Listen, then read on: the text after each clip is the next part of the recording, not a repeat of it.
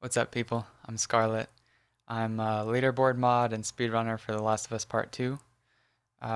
We've been getting a lot of questions about how to submit runs properly. Right now, we don't have all the rules up. We're still working on those, but we know pretty much how they're going to go. But we thought it'd be good to start it out with a video explaining how to properly submit runs. So that's what I'm going to do today. So here's what the leaderboards look like. We got a few main categories. We have any percent, glitchless, grounded glitchless, and all collectibles. And we have pretty much the same subcategories for LA% and Abby%. These categories are for the full game, so they're going to be pretty long runs. Any percent is at 4.5 hours right now, so they're pretty big. So we decided it'd be good to have LA% and Abby%, which is basically the first half of the game and the second half of the game. But here's where it gets tricky. We have lots of subcategories. New game plus, no accessibilities, accessibilities. And for these LA% and Abby% runs, we have any percent and glitchless. There's so many things going on. There's so many different categories you can run. And this gets pretty confusing. So I'm going to break it up for you guys. Let's talk about some of the overall game rules. This will apply to any category. These are mainly just the common sense things. You'll see these once we update the rules. You gotta submit each run in one continuous piece. You can't split it up into multiple pieces. You can't load any save files from previous attempts. But if you accidentally quit to main menu or you get a blue screen, you can actually reload the save that you're on by just going to continue. And one more thing, if you stream your run on Twitch, you have to highlight your run. We will not accept a past broadcast because those disappear after 2 weeks. So highlight your whole run. Make sure you show the main menu and everything. So yeah, let's get back to the game. If you're doing grounded glitchless, then you have to do these recommended settings. See how it says you have options enabled that we recommend disabling for grounded? You have to hit yes for this because there are certain heads-up display features that will not be allowed. You have to have the awareness indicators off and a few other things. And it's really hard to tell if you have the right settings. So as a rule for grounded runs, you just have to hit yes here. If you're doing an all-collectibles run, you have to log into a guest account. So you have to go up here, switch user or whatever, select your guest account. Once you do that, you can open the game back up. The reason you have to switch to a guest account is because we need to know that you're starting completely from scratch. It makes it easier to verify. So make sure you do that if you're doing all collectibles. Alright, so let's talk about accessibilities and no accessibilities runs.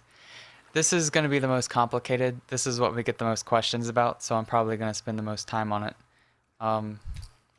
I suggest going to your settings and making sure you have stuff set up the way that it should be set up before you get started. Just because I don't want you to do a full run and realize that your settings were actually wrong, because we will reject your run if you have settings on that shouldn't be. So here's what you're going to have to do. In your accessibility settings, you have to have high contrast display off. You have to have enhanced listen mode off, infinite breath and puzzles, skip puzzle, they have to be off. And all combat accessibilities have to be off. So just hit this toggle at the top, make sure it's off. And the thing that people forget about the most is in your extras and gameplay modifiers, all of this has to be turned off. You have to show this too. You can either show this at the beginning of your run or at the end of your run. Now, if you're doing accessibilities runs, you can have all this stuff on, and you probably should. If you're doing accessibilities, yeah, just go ahead and turn all this stuff on if you want. It's fair game.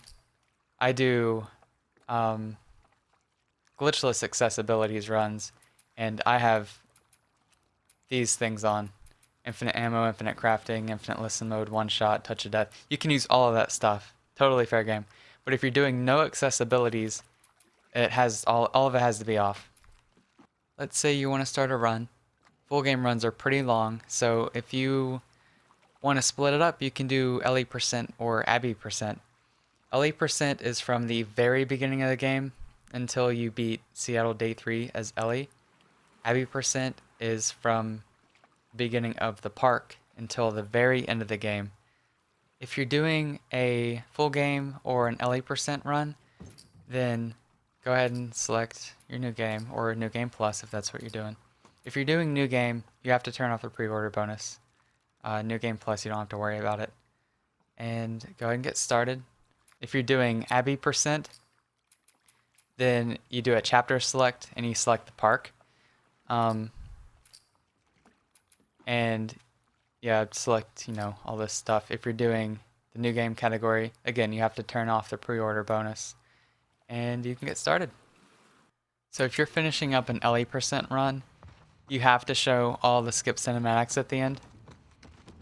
If you don't show skipping the last couple cinematics, then we will have to reject your run, and we don't want that to happen. So here's what that looks like.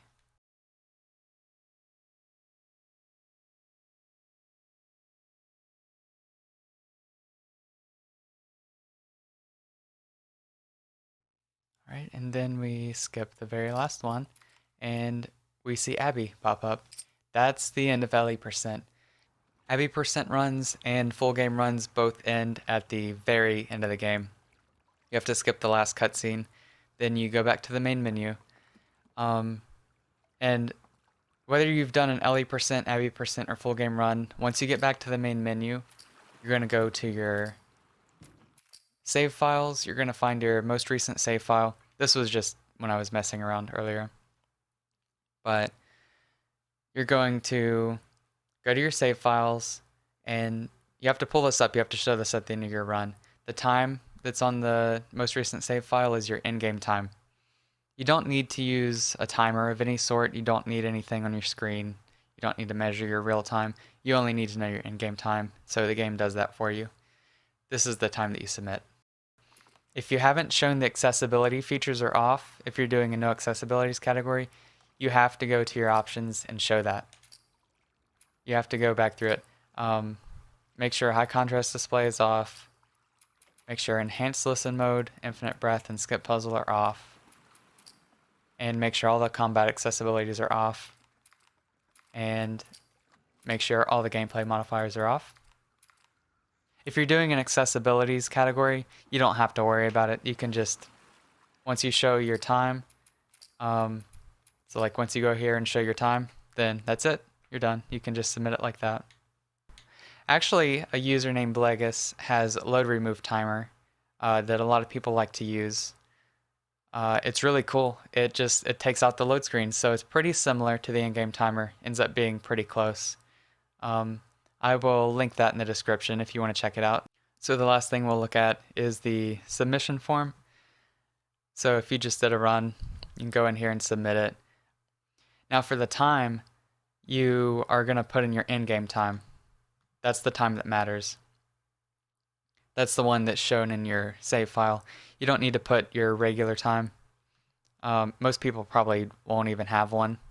That really only applies if you use real-time attack. But don't put your in-game time here. Put your in-game time where in-game time is. That's the time that counts. Make sure you select all the appropriate stuff. The difficulty is not a variable that actually affects your place in the leaderboard. So if you're doing glitchless or any %, of course it's suggested to do it on very light, but you can do it on any difficulty you want. The main reason we have this is so we can filter through when we look through the leaderboards, because survivor runs used to be a thing. So yeah, make sure that if you streamed it on Twitch that you highlight it. People submit past broadcasts a lot. It will be rejected if you do that. You have to submit a highlight. So yeah, that's pretty much it. There are a lot of people doing some really awesome stuff in this game right now, so be sure to check some runners out. Go to the leaderboards, see who's in the top few spots, and see what they do. I know a lot of us would be very happy to answer questions about how to submit runs, about strats and that kind of stuff. Feel free to join our speedrunning Discord. I'll link that below. It's a very awesome community. People are talking about strats and stuff all the time. People are very happy to answer questions. Check out some of the runners too. Anthony Caliber, Consul 94. They're both doing grounded glitchless and absolutely annihilating it too. If you want to do accessibilities runs, I'm the person to talk to. That's what I've been working on quite a bit recently. Go check out PDub. He's doing permadeath runs. Permadeath is not currently a category, but we're going to add challenge runs to the leaderboards. So permadeath will be up there. We'll probably have some other stuff. I'm not sure exactly what yet. Maybe like some low percent or whatever. But yeah, if you want to do permadeath runs, go watch PDub. I'll link all these people down below in the description. And that's pretty much it. Feel free to reach out if you have any questions. See ya.